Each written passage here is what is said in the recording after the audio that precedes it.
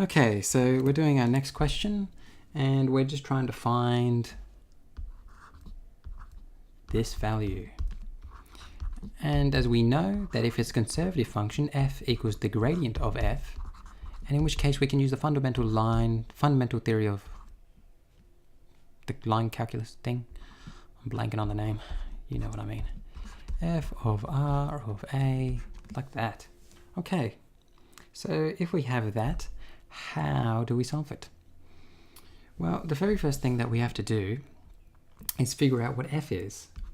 So we know what d of f of x is. It is this function, y, z, e, x, z. And in order to turn this into f, we simply have to integrate it in regards to x. And by doing that, we're going to just get f by itself. Integrating this in regards to x, we're just going to get y, z, e to the x, z over z. By doing that, this will cancel with this, and we'll get y, e, x, z. Just so you know, when you're integrating something that's in the power of e, it's pretty simple to do it. You just differentiate this. So the differential with regards to x of this will just be z, and then you divide by that. So z. They cancel out. Beautiful. D of dy will equal this. So in which case we'll get e to the x z. And we are now integrating this with regards to y. And we're going to get y e to the x z.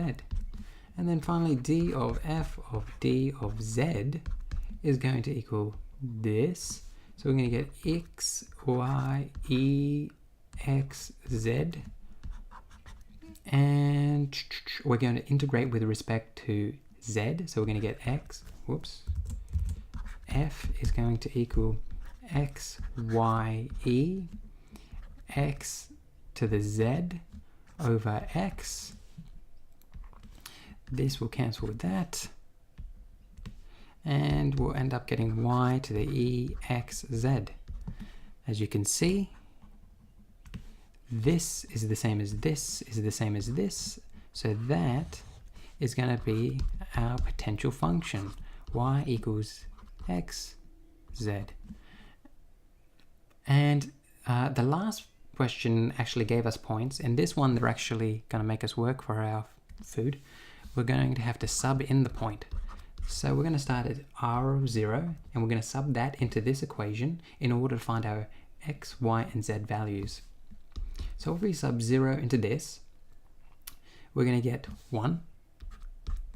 If we sub 0 into this, we're going to get -1. If we sub 0 into this, we're actually going to get 0 because there's a 0 there. Bang, bang. Then we're going to do it for 2. If we were to sub 2 into this, we'll get 4 plus 1 is 5. If we were to sub 2 into this, we'll get 4 minus 1 is 3. If we were to sub 2 into this, we would get 4 minus 4, 0. Now what do you do? Now we do this.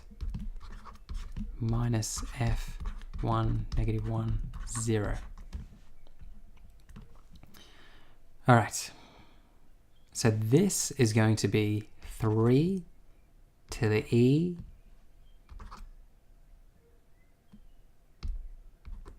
that 5 doesn't really mean anything, does it? Then e, sorry, y is -1, e to the x, which is 1 times 0. So this is going to be 3 to the 1. That's going to become a plus 1 equals 3 plus 1 equals 4. If that's correct, I'm going to be so happy.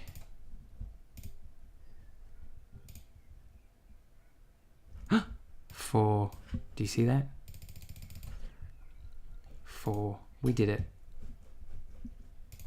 Happy days.